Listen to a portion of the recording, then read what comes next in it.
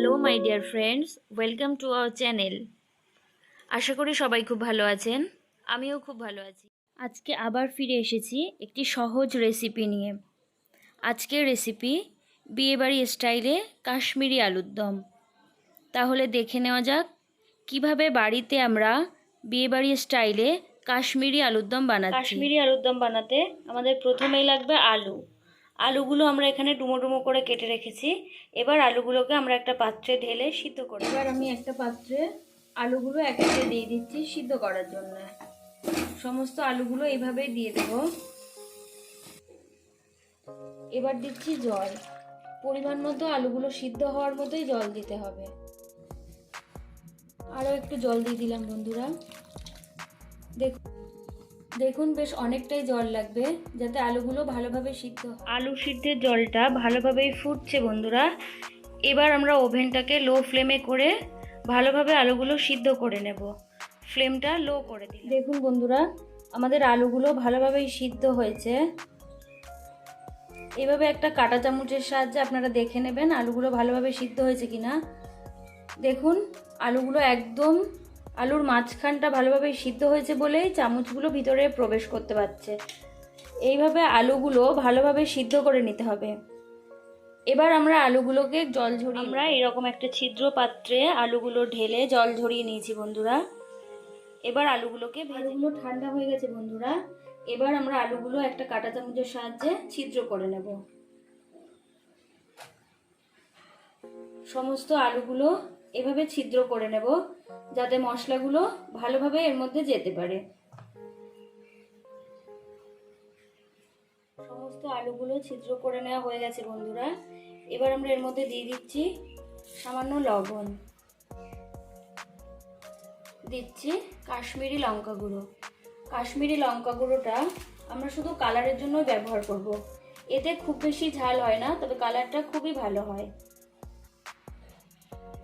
এবার আলুগুলো ভালোভাবে মেখে নেব। লবণ এবং কাশ্মীরি লঙ্কা গুঁড়ো দিয়ে আলুটা ভালোভাবে মেখে নেব। সমস্ত আলুগুলোতে মশলা মাখানো হয়ে গেছে বন্ধুরা।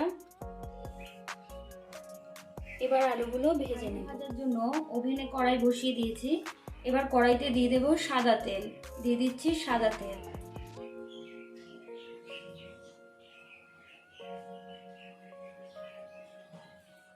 তেলটা গরম হয়ে গেছে বন্ধুরা।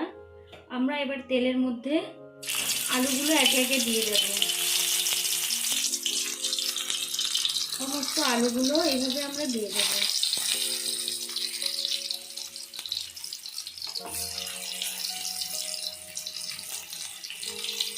যেহেতু আলুগুলো আমরা সিদ্ধ করে নিয়েছি, সেজন্য খুবই আস্তে আস্তে আলুগুলো দিতে হবে যাতে আলুগুলো ভেঙে না যায়। সমস্ত আলুগুলো আমি একে একে ভেজে এই পাত্রে তুলে রেখেছি। ভাজা তেলের মধ্যে আমি দিয়ে দিচ্ছি ঘি। 1 টেবিল স্পুন ঘি দিয়ে দেবো বন্ধুরা।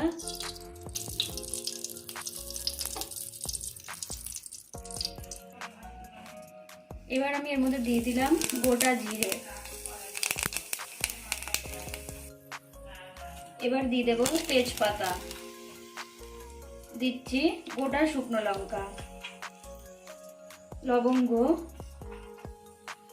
এবং দারচিনি। এবার সমস্ত উপকরণগুলো ভালোভাবে নেড়েচেড়ে ভেজে নেব। এবার দিয়ে দেব কুচিয়ে রাখা পেঁয়াজ।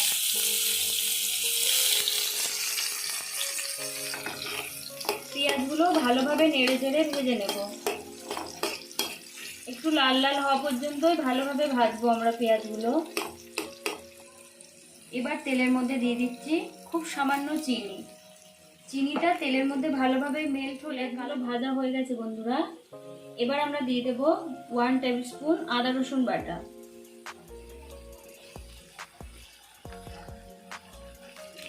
এবার ভালোভাবে একটু নেড়ে চেড়ে নেব।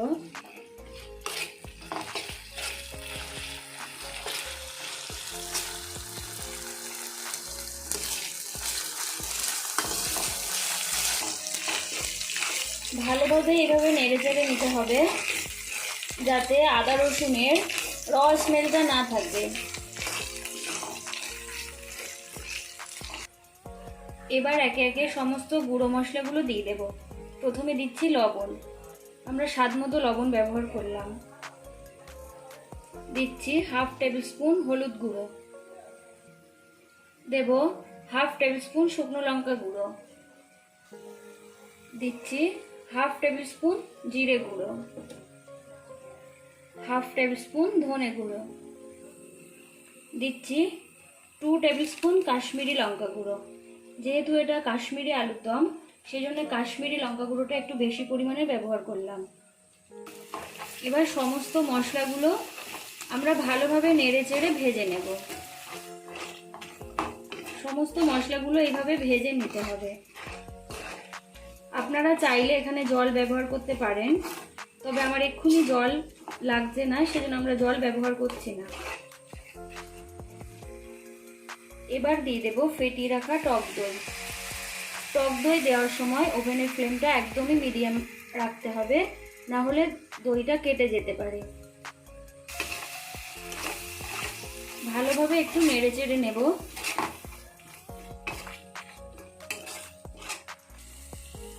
এবার আমরা ব্যবহার করছি গুলে রাখা গুঁড়ো দুধ। গুঁড়ো দুধে একটু জল দিয়ে আমি গুলে নিয়েছি, আপনারা লিকুইড দুধও ব্যবহার করতে পারেন। এবার সমস্ত মশলাটা আমি ভালোভাবে নেড়ে চেড়ে নেব।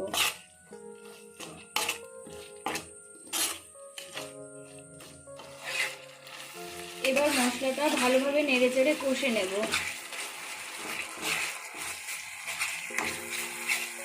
এর মধ্যে আমরা এক্ষুনি আর কোনো জল ব্যবহার করব না।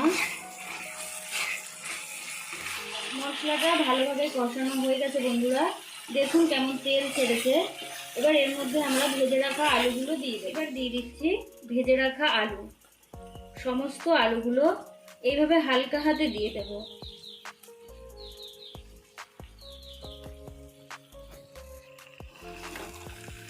এবার মশলার সাহায্যে আলুগুলো ভালোভাবে মেখে নেব। আলু এবং মশলাগুলো আরেকটু ভালোভাবে কষিয়ে নেব আমরা। 2 থেকে 3 মিনিট আমরা মশলা এবং আলুগুলো কষে নেব।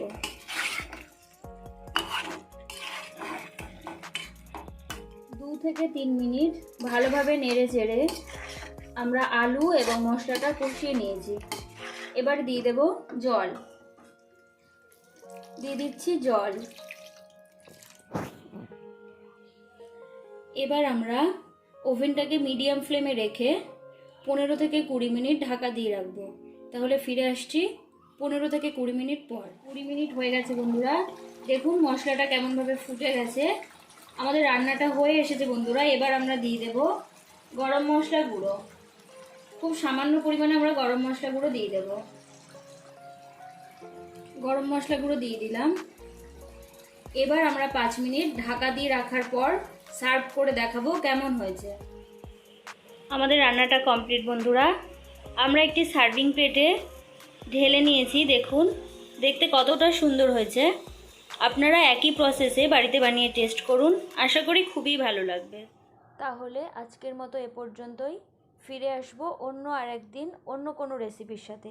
ততক্ষণ পর্যন্ত ভালো থাকবেন। সবাইকে টাটা।